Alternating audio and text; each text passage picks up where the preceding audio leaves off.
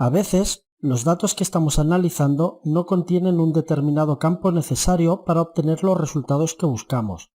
Aquí es donde entran en escena las columnas calculadas, que utilizan DAX para definir los valores de una columna.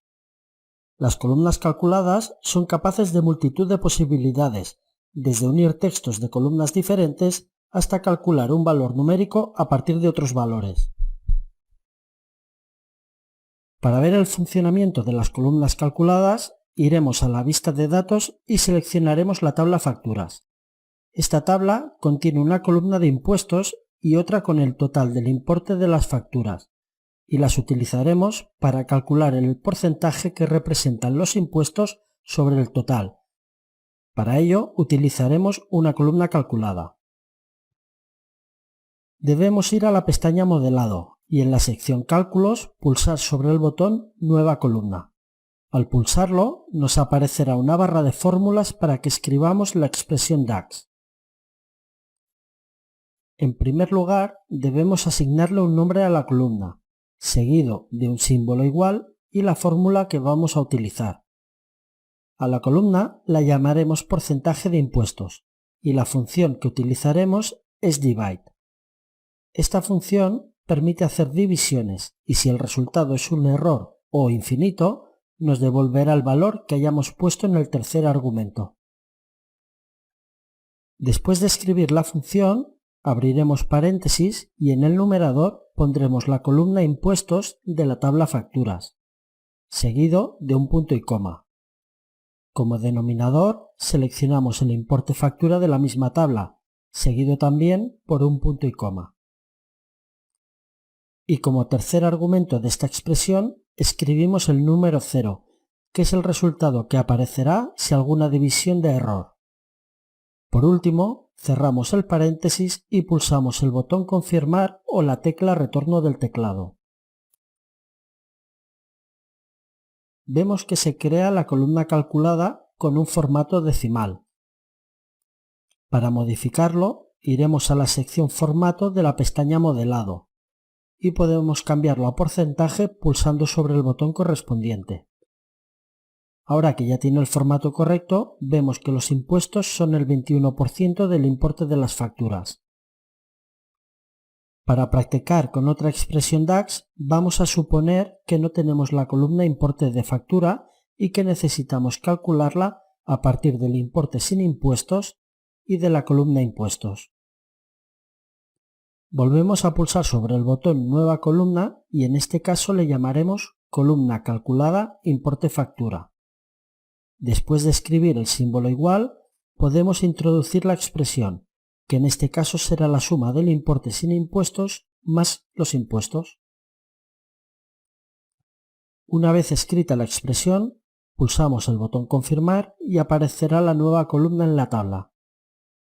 Seleccionando la columna y yendo a la sección de formato, podemos cambiarle el formato a divisa y comprobar que el importe de la columna original de nuestro modelo de datos coincide con el que acabamos de calcular. En el siguiente cálculo vamos a introducir algo más de dificultad, escribiendo funciones DAX dentro de otras. Como hemos visto con anterioridad, algunos clientes han pagado una factura en diversos pagos. Vamos a calcular una columna que nos devuelva para cada factura el total de los importes cobrados. Veamos, por ejemplo, la factura número 70, que tiene un importe de 736. Vayamos a la tabla de cobros y filtremos en la columna Identificador de factura para buscar la factura número 70. Podemos hacerlo buscando el valor en el menú desplegable o utilizando el buscador.